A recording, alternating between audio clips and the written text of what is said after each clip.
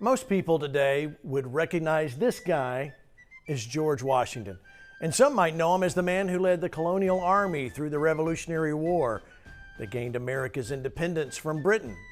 But most may not really know the real man, the real George Washington, the Christian, and the fact he was a praying man. He designed America's first flag, an appeal to heaven flag, that referred to the belief that our rights come from God and not from man. He also designed the famous Betsy Ross flag that represents the early efforts of the American people to establish a new nation based on principles of liberty, democracy, and self-governance. But it's this image, George Washington's prayer at Valley Forge, that best represents a man who had his faith in God, and he was the right man, in the right place, at the right time.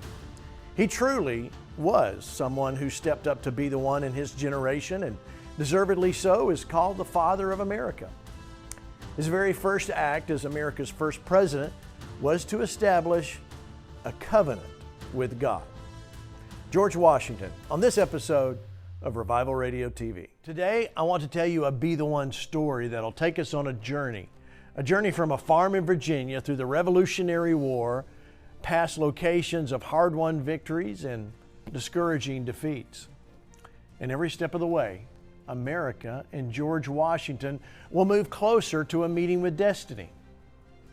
The very first act of America was to establish a covenant with God, a destiny that no other nation except Israel has done.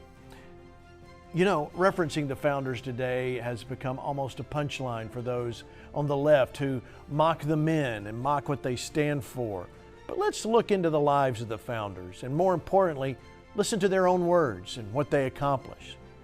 These were the most brilliant and the most insightful political philosophers and statesmen in one place at one time in the history of the world. And here they were, all saying it was God who used us to do this. So you have to ask yourself, were they all wrong? No, of course not. They weren't. And none were more impressive than George Washington, not because of his philosophy or his depth of knowledge, but simply as a normal man like you and me. But he was firmly rooted and grounded in his faith. And he depended on God, a God who he believed was using him for his own purposes. And George Washington realized God had a purpose for him that was higher than his own.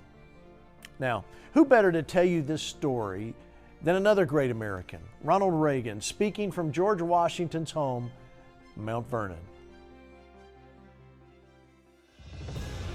250 years after his birth, Washington's star shines brighter than ever. Our cause is noble, he said. It is the cause of mankind. Pursuit of liberty and justice under God is still the most inspiring, the most successful, the most revolutionary idea the world has ever known. Words alone cannot express how much we revere this giant for freedom. Yes, he is first in our hearts and will be first for all time. If one word could describe all this man was and all he meant, it might be indispensable. He seemed to be carrying out a divine plan for America. Washington was gifted with the vision of the future. He dreamed America could be a great, prosperous, and peaceful nation stretching from ocean to ocean. He hoped the deliberations at Philadelphia would end with a declaration of our independence. He even designed and presented a drawing of the new American flag to Betsy Ross, 13 stripes, and a circle of white stars on a field of blue.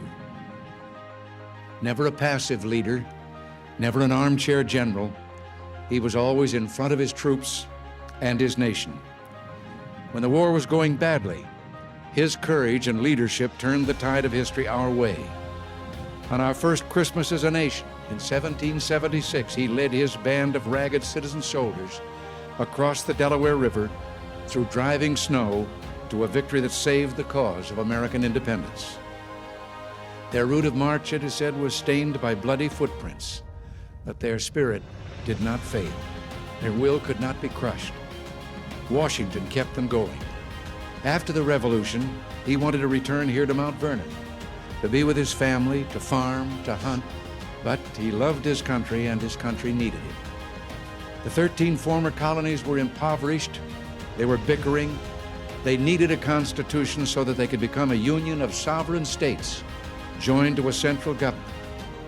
The American political experiment was new to all human experience, and the world expected us to fail. If Washington had not stepped forward again, first at the Constitutional Convention, then as our first elected president, we might well have failed. He was a man of deep faith who believed the pillars of society were religion, morality, and bonds of brotherhood between all citizens. It has been written that the most sublime figure in American history was George Washington on his knees in the snow at Valley Forge. George Washington, the farmer, the surveyor, the frontiersman, and the soldier. Up until this generation, every school kid knew him as the first American hero. He's the father of our nation. In fact, his image in America is truly bigger than life. But the man goes beyond the myth because he wasn't a myth, and his honesty and his character and his sense of duty were all true. In many ways, George Washington embodies what's good about America's story. So the left wants to tear that down. Basically, they don't tell about the good he did. Things like he was the only founder to free his slaves and provide them with a pension for the rest of their lives. In fact, it wasn't until the Progressive era in the 1920s when this book came out that he tried to tear down the image of Washington, and it spread the lie that he was not a Christian but a deist.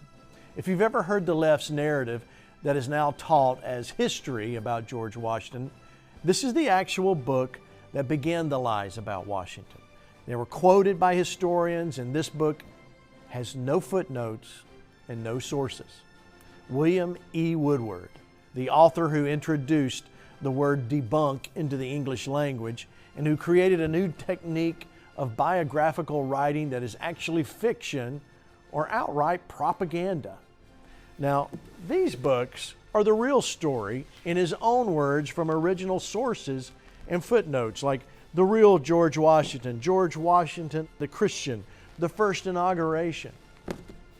Well, I'm here to tell you and show you the real man, George Washington, who relied on God and prayer from real history in these books that show that the man, using his own words, and there are footnotes to these sources.